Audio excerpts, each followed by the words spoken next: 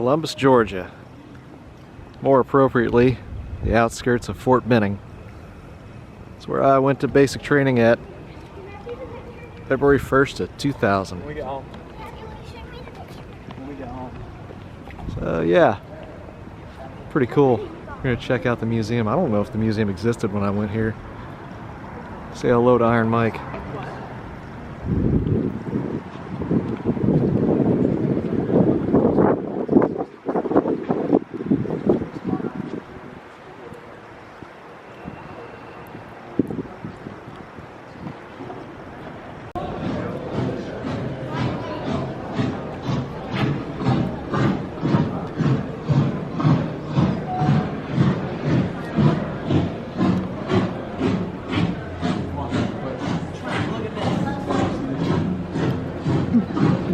Backwards.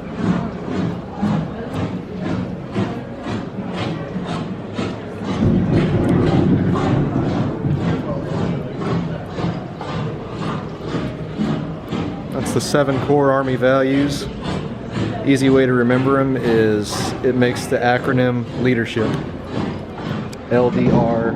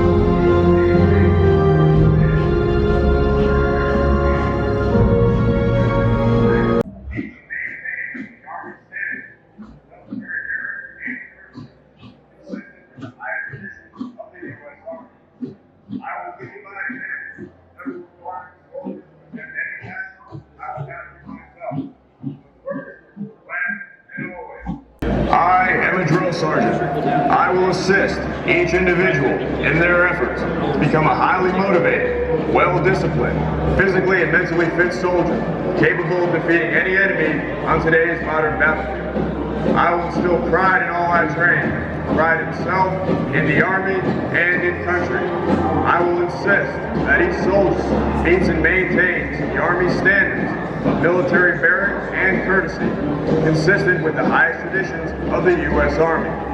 I will lead by example, never requiring a soldier to attempt any task I would not do myself. But first, last, and always, I am an American soldier, sworn to defend the Constitution of the United States against all enemies, both foreign and domestic. I am a drill sergeant. This will defend. Always, I am an American soldier, sworn to defend the Constitution of the United States against all enemies, both foreign and domestic. I am a drill sergeant. This will defend. So we got a couple of weapons that we got to familiarize ourselves with throughout the years. M16, probably an A2 with an M203 40mm grenade launcher. M249 soft fires the same size round as an M16, 5.56. Except it's belt fed. It does have the capability of taking a regular 30-round magazine, but it's less reliable anyway. AT4, anti-tank weapon. No reloading, you get one shot, that's it. It's line of sight, no fancy lasers or wire guide, anything like that. By the time we got to Afghanistan, that was my baby. Got 4 carbine, just a scaled down shorter version of the M16.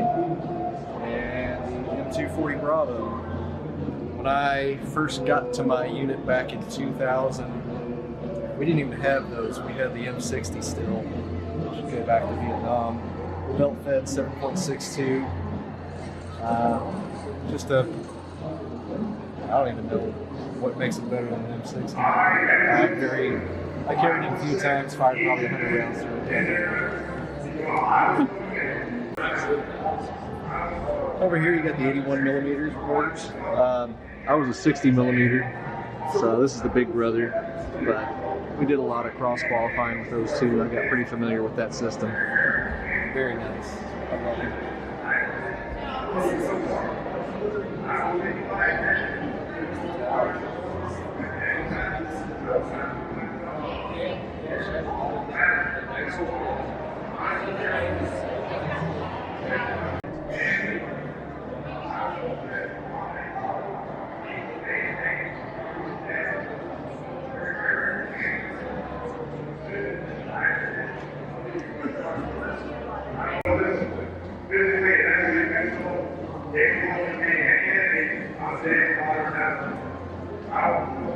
I don't care what they say, rappelling is fun.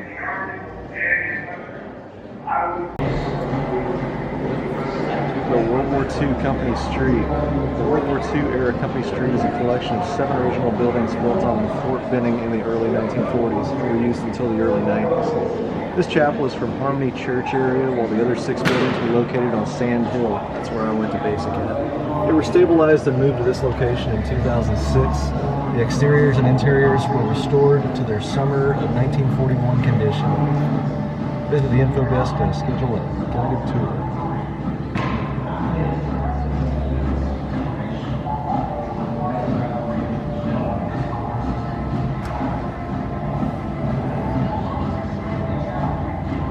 Pretty cool. To my understanding, Harmony Church kind of was the predecessor for Sand Hill.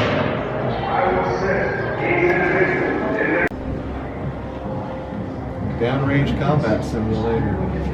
You have what it takes. Maybe. Pretty sure.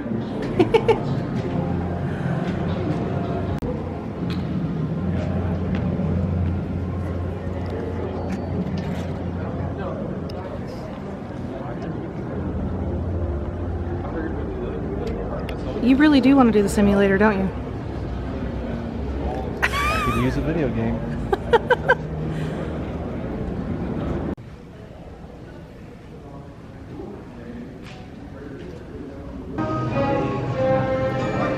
An actual piece of the USS Maine.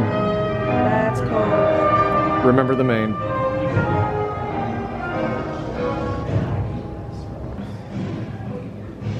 Arthur MacArthur, who was Douglas MacArthur's father.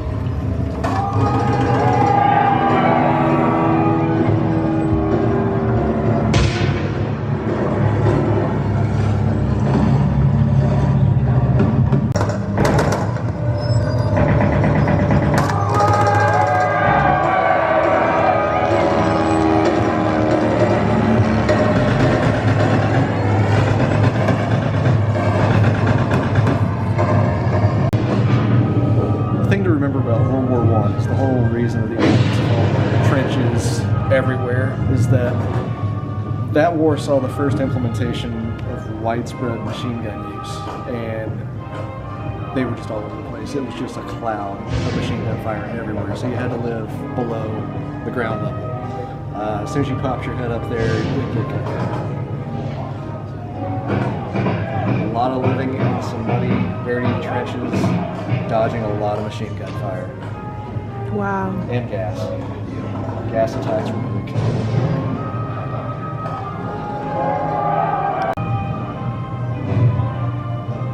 38th Division, Cyclones, Indiana.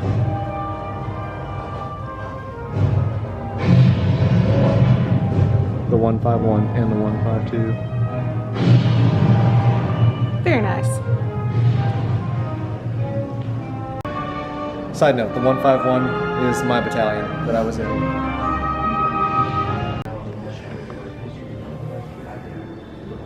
Where did...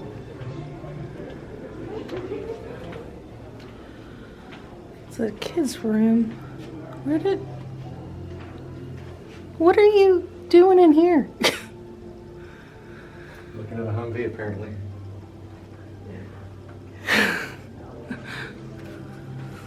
See? Last Mohicans, I told you.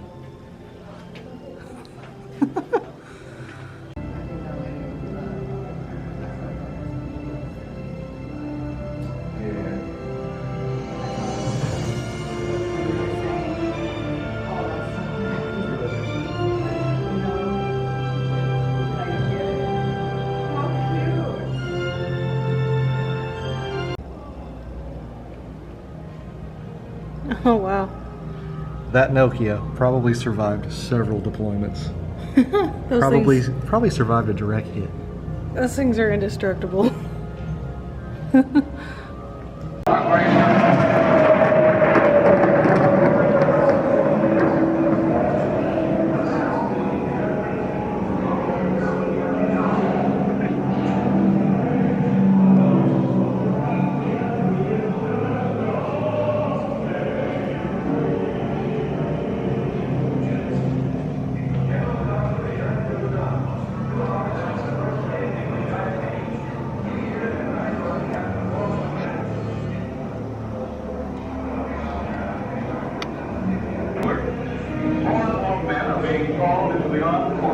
Their jobs must be filled, and filled now. And who can fill those? You women. In the Army Proving Grounds, testing tanks is just a new routine for this all-girls crew. On the firing range, they try out the latest machine guns. Manning anti-aircraft batteries, they feed shells and fire them with clockwork precision.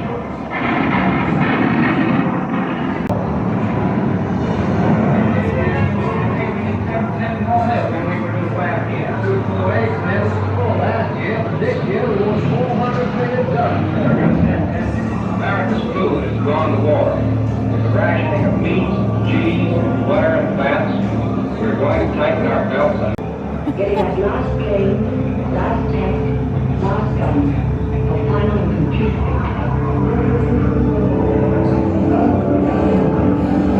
victory. Famous words from Dwight Eisenhower. We're about to embark upon the great crusade toward which we have striven these many months. The eyes of the world are upon you. Good luck. Let us all beseech the blessings of Almighty God upon this great and noble undertaking. Of defeating the Soviet army, Nazi leaders launched the final solution. If you can see Han Solo's DL-44 blaster in that, you're not wrong. That was the base for it. Were laid to kill.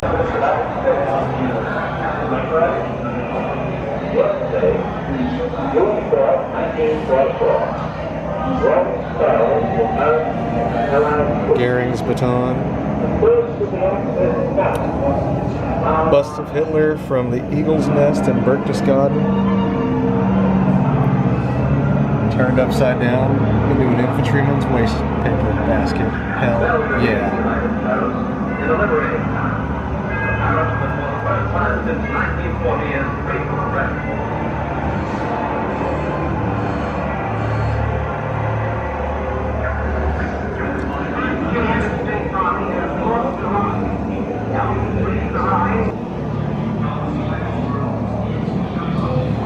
The CIB.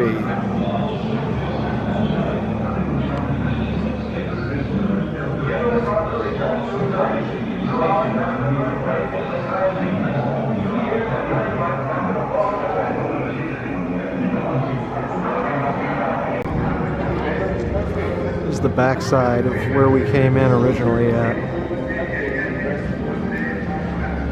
The UH-1, the glider.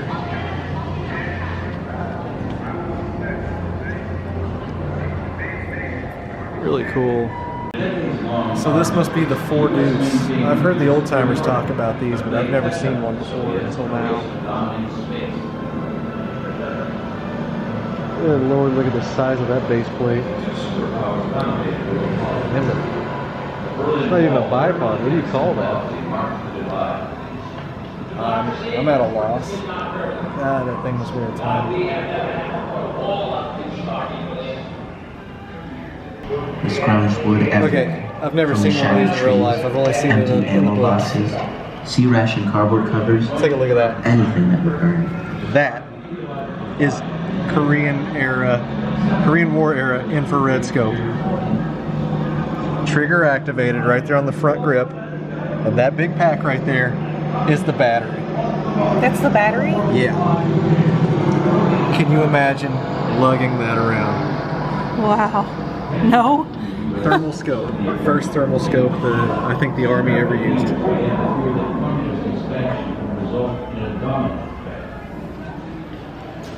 In March of 1947, Oh, that is cool.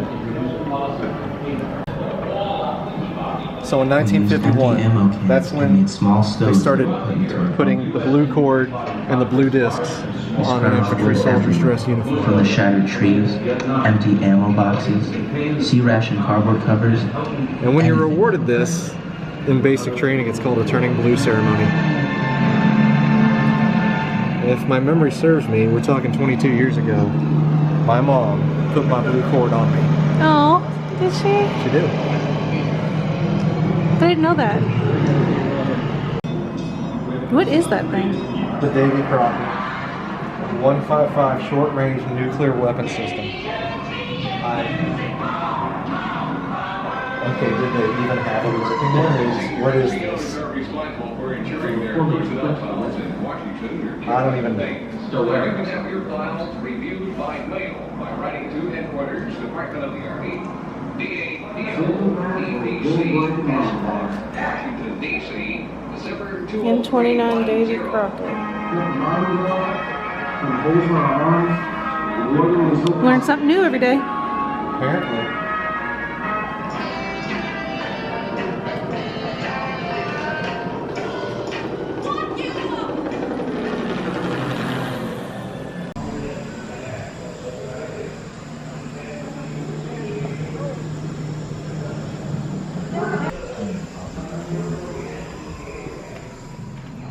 Keeps you going at times like that. Is the love you feel for your fellow teammates. The time you call it respect. But as the years go on, you realize it was really a deep, deep love.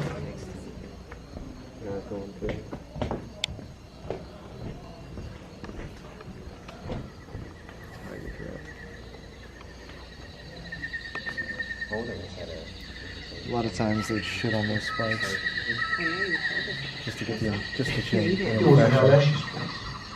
Vietnam was altogether different environment, a different culture, and a different war. The way they fought was very, very unusual. There was no forward edge of the battle area, the way we'd been trained. And you never knew what was coming up next. They were very hardcore, very determined people.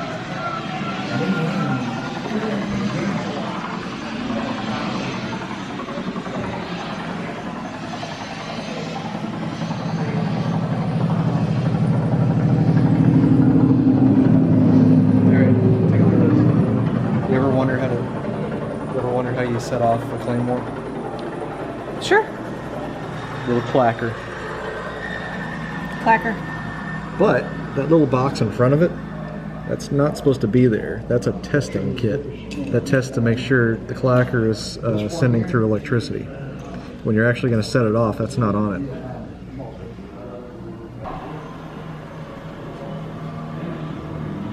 That's Colonel Hal Moore's helmet. Hal Moore was played by Mel Gibson in We Were Soldiers. That Hal Moore. Oh.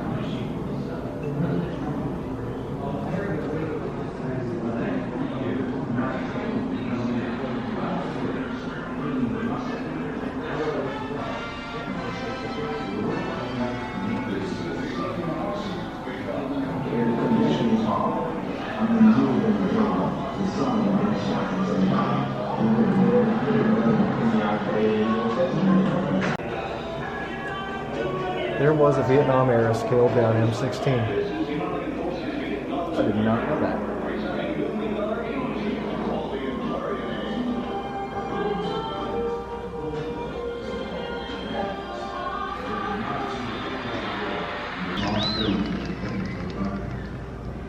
So that's a pretty neat picture. That's 1988. That's the first wave of Russians leaving Afghanistan. Say what you want about Russia, but at least they knew how to pull out of Afghanistan.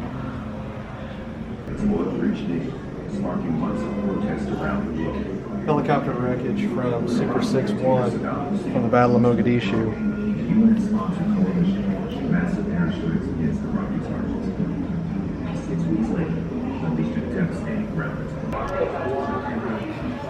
Oh, little Saddam artifacts. Gold-plated AK. Apparently his personal guard had modified Darth Vader helmets. Probably didn't have force powers. Just guessing.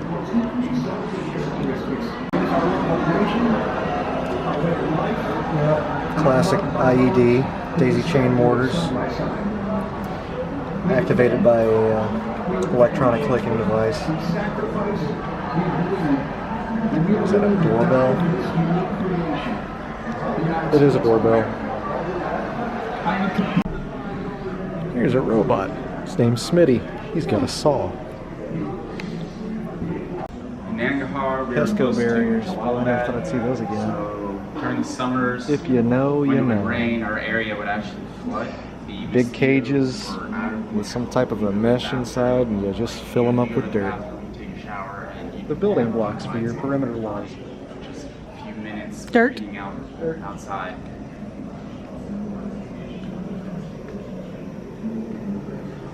So the Thors we had prior to going, like we only had a little bit of training on it. So we were running to the issue. So about halfway through our deployment to Afghanistan, they finally sent us short barrels for the saws. We never did get collapsible buttstocks though.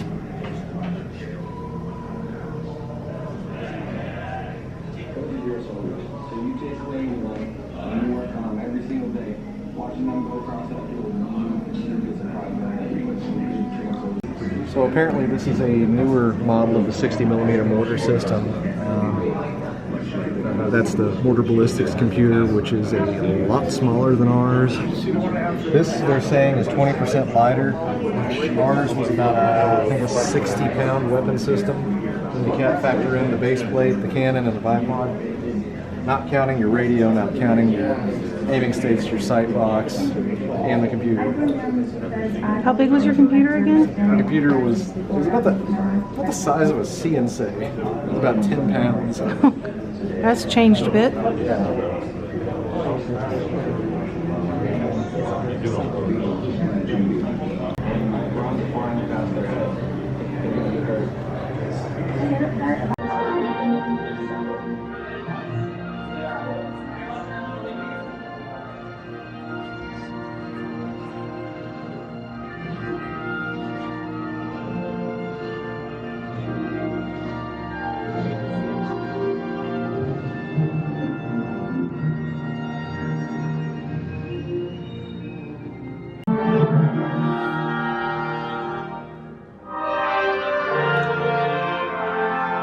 Medal of Honor recipients go to the newest end. And there's Drill Sergeant Cash, right there. My drill sergeant from Fort Benning, 2000.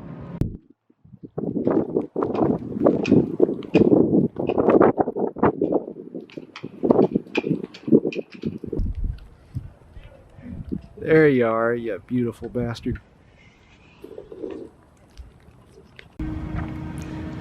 So, behind the museum and behind the big field with the grandstands, there's a big memorial park back here. It's beautiful. Peaceful.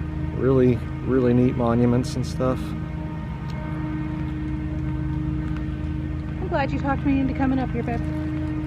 I'm glad you listened to me for a change.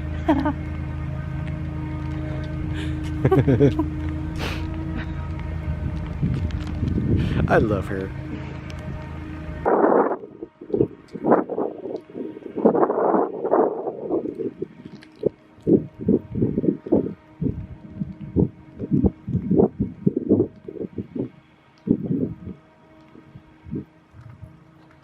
Just the whole design of the museum and the grounds are just beautiful.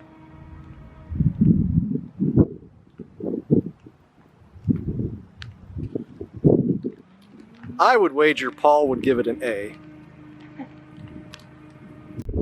I missed this one on the way in. This is the Fallen Sniper Memorial. That is, wow, that's amazing. You just don't see monuments like that.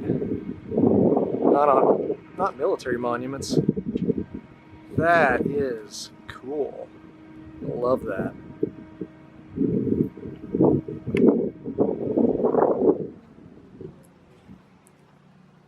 In honor of the U.S. Army Sniper, those silent warriors who support and defend these United States of America, their service, dedication, and sacrifice for our liberties in the past, present, and future conflicts will never be forgotten. One shot, one kill. Well, that's going to do it for today. I hope you enjoyed following us through the museum. What do you think? It was a really cool experience. Really nice museum, very well done. A lot of history there. If you're not into military stuff, it might not be your cup of tea, but there's a lot of really cool relics there. And you know, for an old infantryman like me, I learned a thing or two. It was really moving. You know, some of that stuff really hit home. But it's well done. Really cool, a really neat experience, and on top of that, it is free. Didn't pay for admission. Nope. So that'll do it for this adventure. We might try to work on something else today. No guarantees, but we'll see. All right. If you like this one, be sure to give it a thumbs up and subscribe to our channel. It really does help us out. We appreciate you. Y'all take care. Bye-bye now. Fort Benning School for Wayward Boys. I'll see you next time, buddy.